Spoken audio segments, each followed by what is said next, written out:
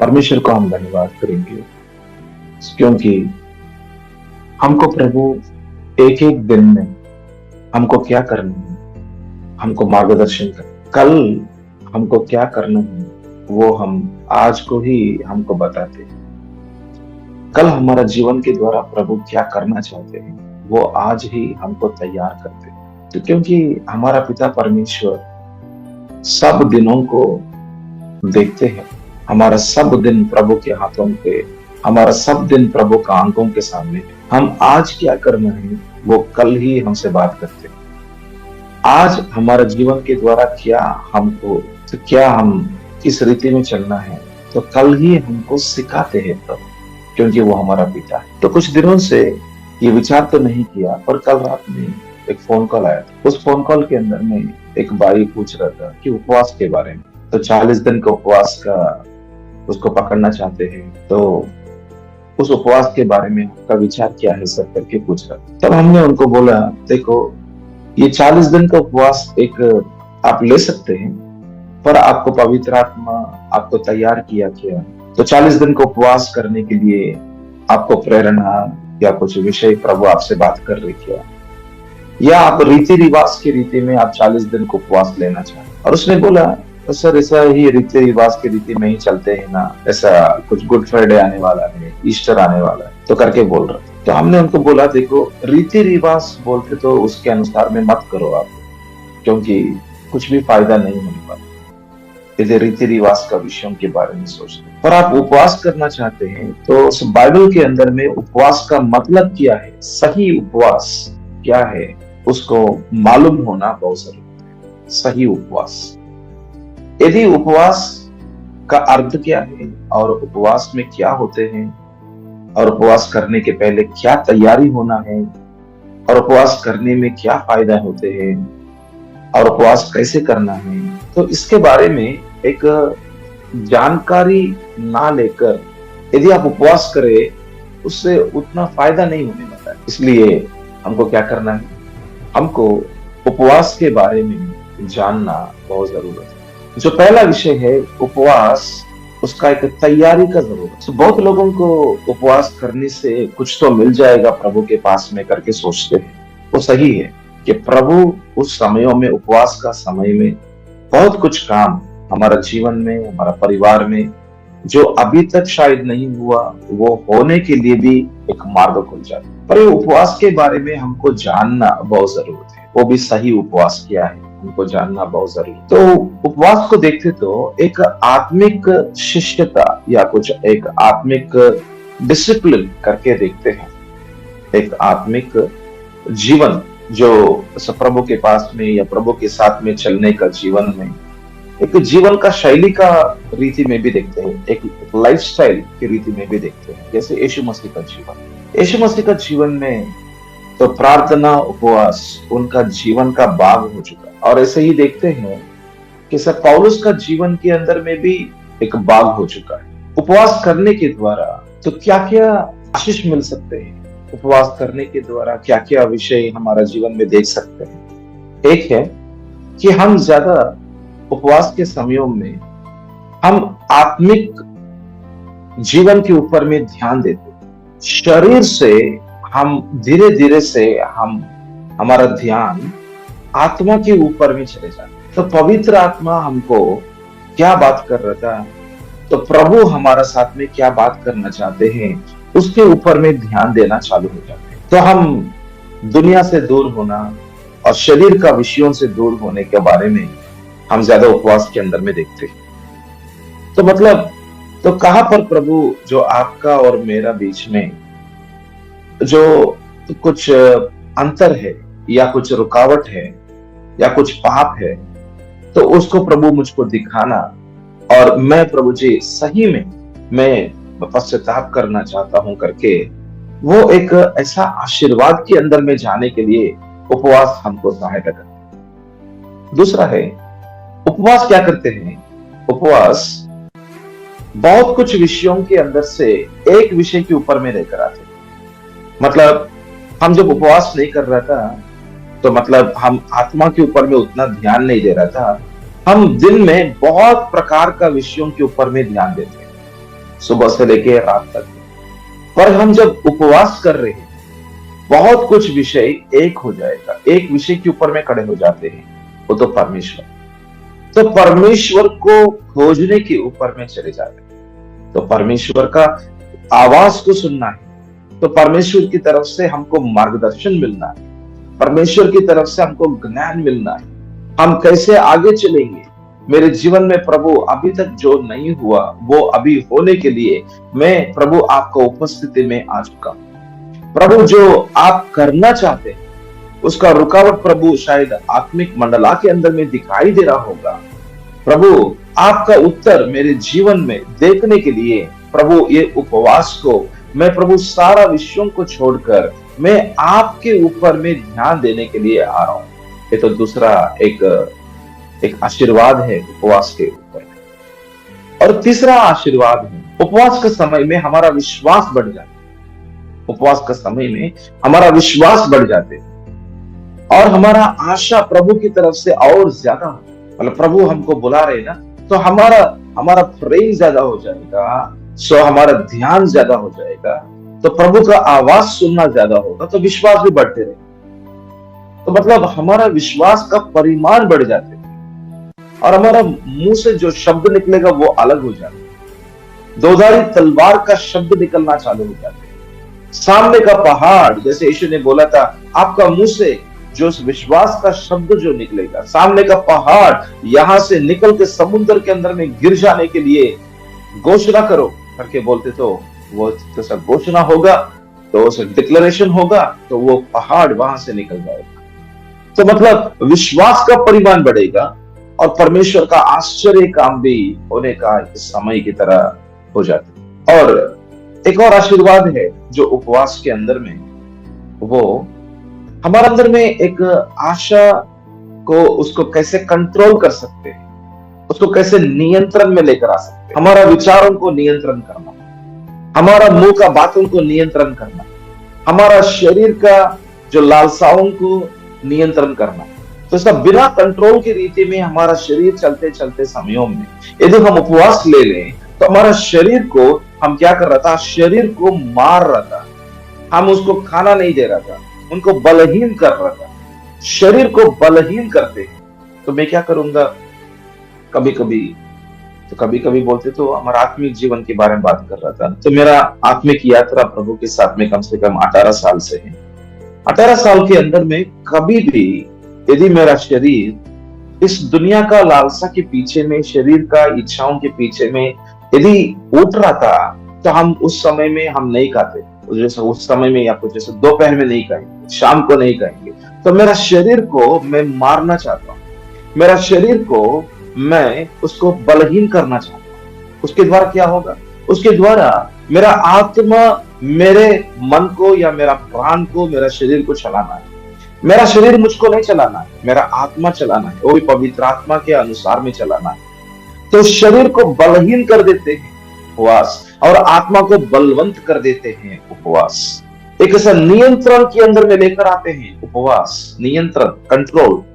यदि कंट्रोल नहीं है तो क्या होगा, हम भी जानवर हो जाते। जानवर को देखो, कुत्ते को देखो, उसको कुछ कंट्रोल नहीं रहते। तो ऐसा ही हम भी ऐसा कुछ जानवरों की रीति में काम करना दिखाई देता है। कुछ झगड़ा करने के अंदर में देखो, या कुछ दूसरों को मारने की रीति में देखो, जानवर को कुछ भी कंट्रोल नहीं रहते। उनको जो लगते हैं वो तो सब मारना पीटना या कुछ उनको या दूसरों को झगड़ा करना की तरह दिखाई देता है। ऐसे ही कभी कभी मनुष्य भी करते, विश्वासी लोग करते हैं, और घर के अंदर में यही दिखाई देता है। पर हमको कंट्रोल में लेकर आना है। हम ये सब विषयों को, ये सब सिस्टम को, हमारा शरीर का, हमारा प्राण का, ये सारा सिस्टम को क्या करना है, आत्मा का अधीन में लेकर आना है। इसके लिए भी सही उपवास का द्वारा हमको ये आशीर्वाद है। उपवास के द्वारा ये आशीर्वाद। तो एक और आशीर्वाद है, आप देख सकते हैं, जैसे अभी तक जो भी बोला है वो सब कुछ ऐसा वचनों के अंदर में हम देखते हैं, ये आपको भी ज्यादा मालूम है। तो हम वैसे वचनों के अंदर में देखते हैं उपवास के द्वारा, तो कलीसिया के अंदर में एक सही मार्गदर्शन। तो बोलते तो प्रभु आपका प्रत्येक उद्देश्य एक एक व्यक्ति पर क्या है प्रभु करके, जैसे अंत्योक का कलीसिया में जो प्रेरितों काम का जो 13 अध्याय है उसका 1 पद से लेकर 4 पद तक हम यदि देखें, वहां पर हम देखते हैं कि अंत्योक कलीसिया, तो उस कलीसिया के ऊपर में प्रभु का उद्देश्य को जानने के लिए और किसको किसको प्रभु तैयार किया है, किसको प्रभु भेजना चाहते हैं, किसको प्रभु चुना है, हमको नहीं मालूम करके अगुआ लोग सब लोग मिलकर, कलीसिया मिलकर उपवास में प्रार्थना कर रहे हैं, उपवास में प्रार्थना कर रहे हैं। उसके द्वारा क्या हुआ, तो पवित्र आत्मा कलीसिया के अंदर में बात किया। तो किसके द्वारा बात किया नहीं मालूम, पर पवित्र आत्मा ने बात किया था मेरे लिए शाऊल और बरनबास को।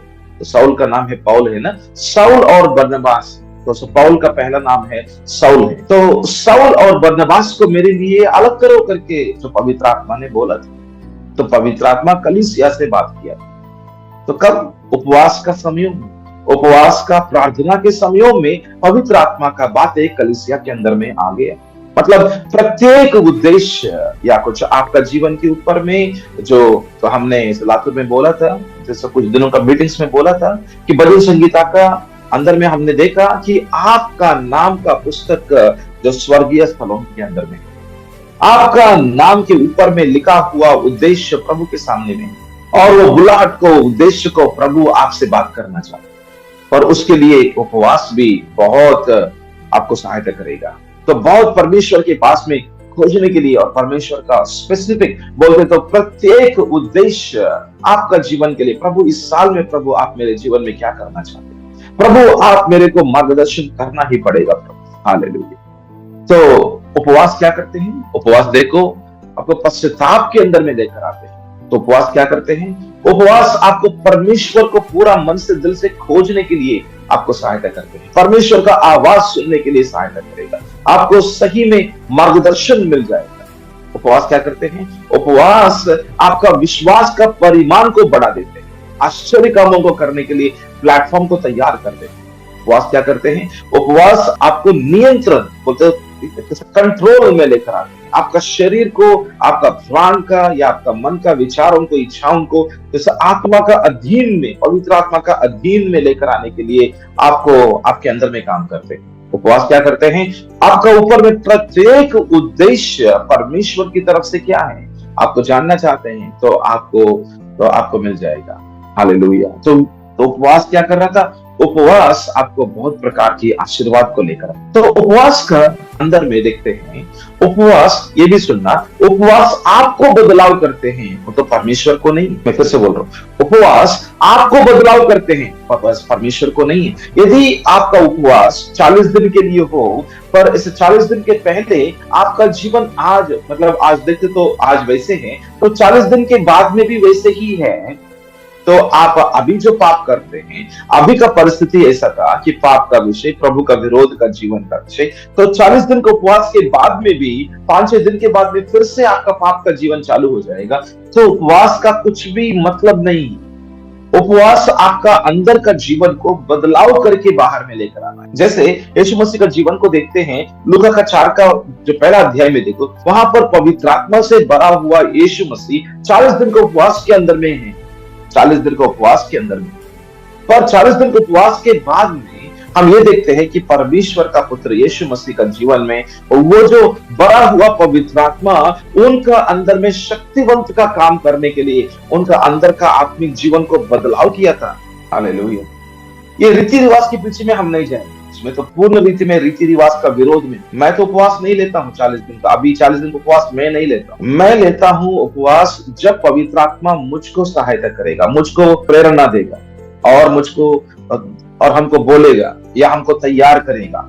मैं आपको इस उपवास के बारे, सही उपवास के बारे में आपको पहले शिक्षा देता हूँ, आपको मैं पहले सिखाऊंगा कि सही उपवास का मतलब क्या है, उसके बाद में आप ही निर्णय करो क्या करना। तो उपवास का अंदर का विषय है कि वो हमको बदलाव करना है, और कभी प्रभु बदलाव नहीं होने वाला है। मतलब हम उपवास करके हम कुछ ऐसा प्रार्थना विनंती को लिखते हैं जो हमारा विचार के अंदर में, हमारा इच्छा के अनुसार में हम वो प्रार्थना विनंतियों को लिखकर, पुस्तक के अंदर में लिखकर 40 दिन के लिए वही प्रार्थना को यदि हम करते, तो हमको यदि उत्तर नहीं मिलते हैं, इसका मतलब ये है कि हम परमेश्वर को बदलाव नहीं कर सकते हैं। हम परमेश्वर नहीं है कि परमेश्वर को बोलने के लिए मैं आपके सामने प्रभु उपवास मैं ले रहा हूं, मैं खाना नहीं खाऊंगा, मेरा शरीर को प्रभु मैं तोड़ता हूँ या कुछ ऐसा मारता हूँ, पर प्रभु मेरा आत्मा के अनुसार में मैं प्रभु आपके उपस्थिति में आ रहा हूँ करके हम अपना अपना विनंतियों को लिखकर, अपना अपना प्रभु अपना अपना प्रार्थना विनंतियों को लिखकर, मुझको प्रभु BMW कार चाहिए, मुझको प्रभु घर चाहिए, मुझको प्रभु जी मेरा परिवार के अंदर में मेरे बच्चों को प्रभु गवर्नमेंट जॉब चाहिए, ये चाहिए वो चाहिए करके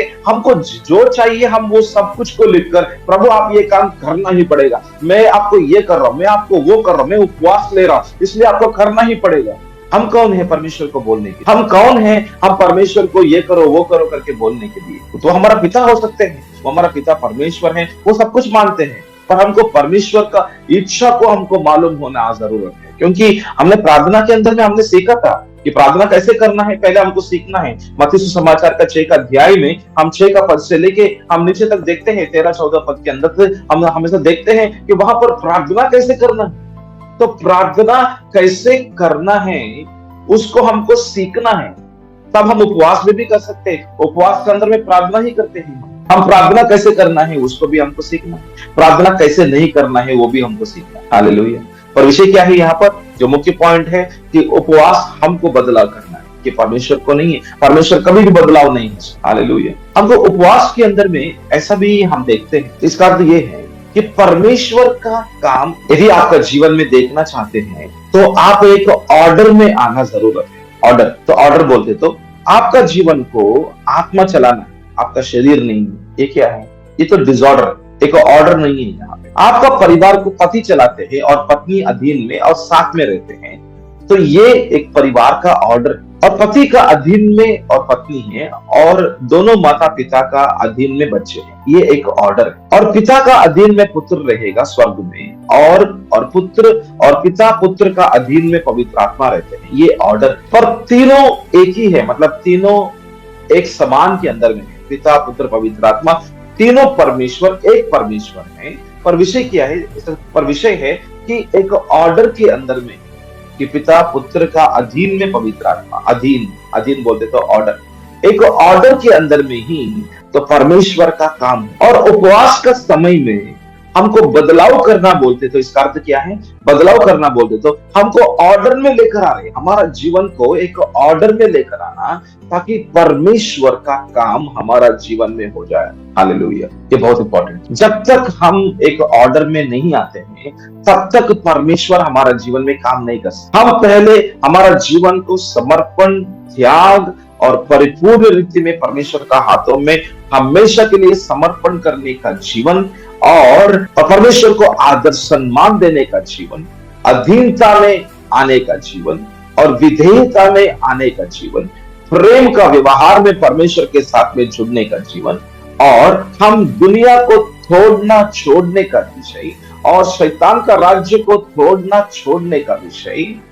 तो इसके ऊपर में आधार। और हमारा जीवन जैसे क्रूस का देखो, एक सीधा खंबा, एक दो खंबे को आप देखते हैं, तो ये तो हमारा जीवन परमेश्वर के साथ में एक ऑर्डर में आ जाते, तो तब हमारा जीवन आजू बाजू का लोगों के साथ में भी एक ऑर्डर में, ताकि हमारा जीवन में कोई भी शत्रु नहीं होने वाला है, कोई भी शत्रु हमारा जीवन में नहीं दिखाई देने वाला है। यदि हमारा तैयारी ऐसा होते हैं तब ही उपवास के अंदर में हम प्रवेश करते। तो मतलब जब हम साधारण रीति में हर दिन का जीवन का शैली के बारे में देखते तो हम क्या करते हैं? उपवास के अंदर में हम खाना को हम बाजू में रखते हैं। तो खाना वो क्या है? खाना के ऊपर में हमारा जीव बहुत कुछ इच्छा लगता है, जो टेस्टी फूड, बहुत टेस्ट लग रहा था फूड का, उसका स्वाद हमारा जीव के ऊपर में आ गया ना, तो हमको वही चाहिए, वही बिरयानी चाहिए, वही बिरयानी चाहिए, वही चाहिए, वही चाहिए, उसके पीछे नहीं चले जाते। तो हम क्या कर रहा था? ध्यान से सुनो, हम क्या कर रहा था? हमारा शरीर का इंद्रियों को हम डीएक्टिवेट कर रहा है, हमारा शरीर का इंद्रियों को हम शून्यता के अंदर में लेकर आ रहा था, हमारा आत्मिक इंद्रियों को हम एक्टिवेशन के अंदर में लेकर आ रहे हैं। शरीर का इंद्रियों तो हमारा देखने का विषय, सुनने का विषय, स्वाद लेने का विषय, और हमारा नाक से जो हम स्मेल करते हैं तो वो विषय, और दूसरा विषय है इसको स्पर्श करने का विषय। ये 5 है जो साधारण, जो हमारा शरीर के अनुसार का इंद्रियों। तो इसको हम क्या कर रहा था? इसको हम डीएक्टिवेट कर रहे, इसको हम धीरे धीरे से हम जीरो में, शून्यता के अंदर में लेकर आने के लिए कोशिश कर रहे थे। तो हम क्या कर रहे हैं? प्रभु मैं जो देखता हूं प्रभु आपको ही देखना है, मैं जो सुनता हूं प्रभु आपको ही सुनना है, प्रभु मैं आपको उपस्थिति को अनुभव करना, मतलब स्पर्श को अनुभव करना है, आपको उपस्थिति को प्रभु मैं तो पहचानना है। यस, तो हम क्या कर रहे हैं? हमको हमारी आत्मिक इंद्रियों को हम एक्टिवेशन में लेकर आ रहे हैं। हमारा साधारण इंद्रियों है, जो हमारा आंखें बोलो या सुनने का विषय बोलो, स्वाद लेने का विषय बोलो, हम उसको धीरे धीरे से नीचे में लेकर आ रहे हैं। हालेलुया।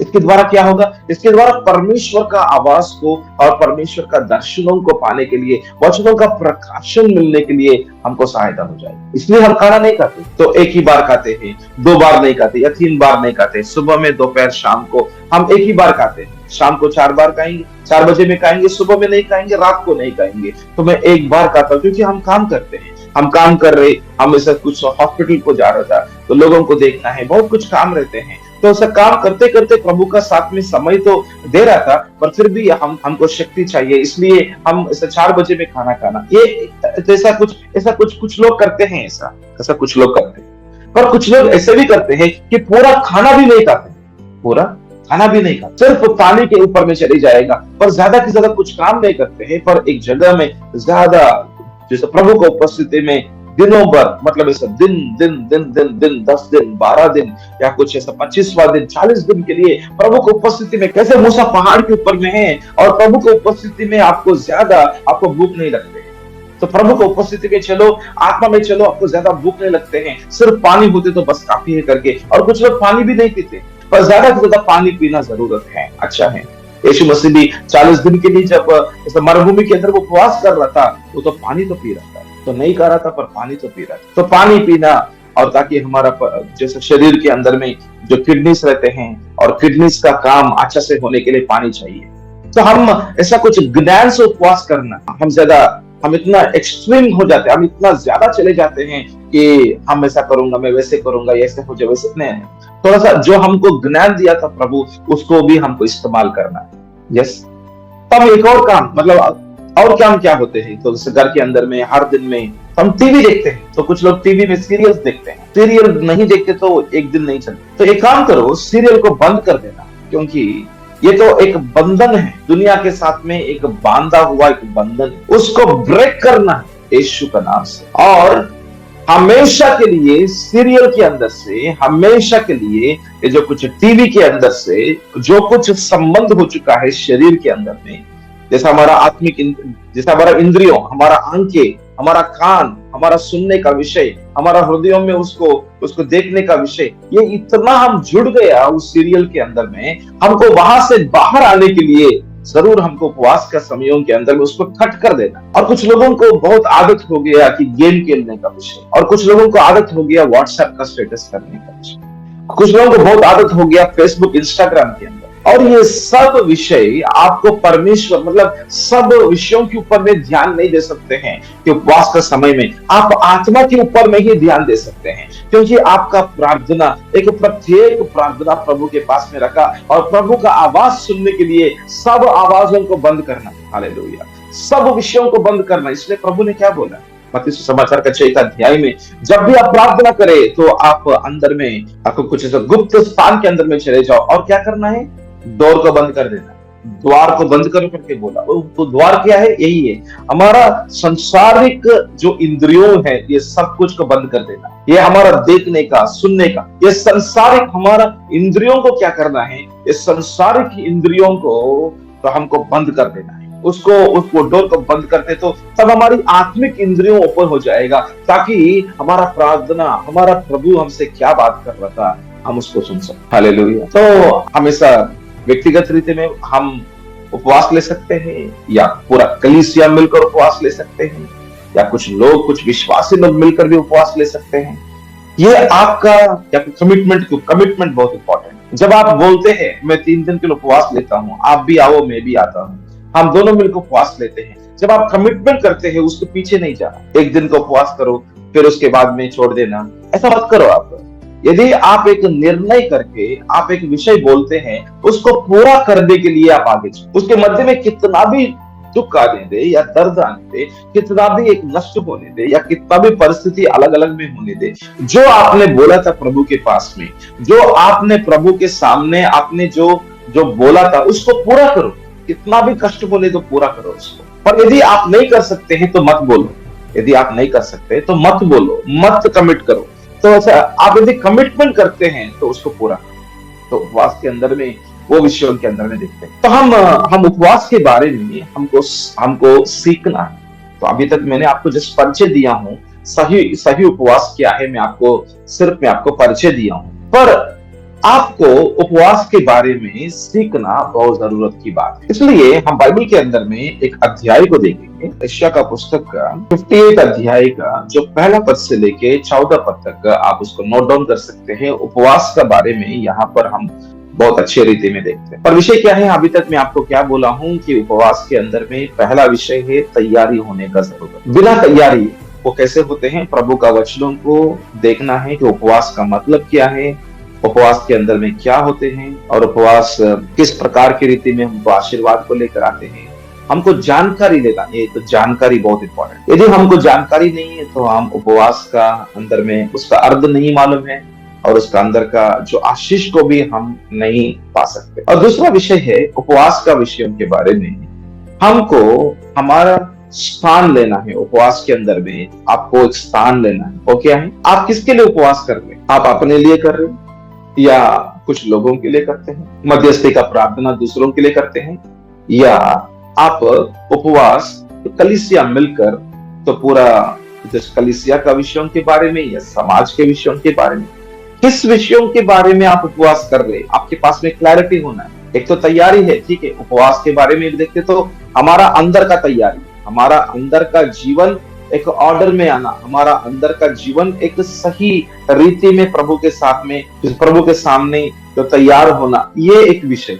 और दूसरा मुख्य विषय है कि आपका उपवास के अंदर में एक निर्दिष्ट टारगेट रहना, एक निर्दिष्ट गोल रहना। आपके पास में एक प्रत्येक रीति में कुछ प्रार्थना विनंती जो प्रभु ने आपको, जो पवित्र आत्मा ने आपको अगुवाई किया है।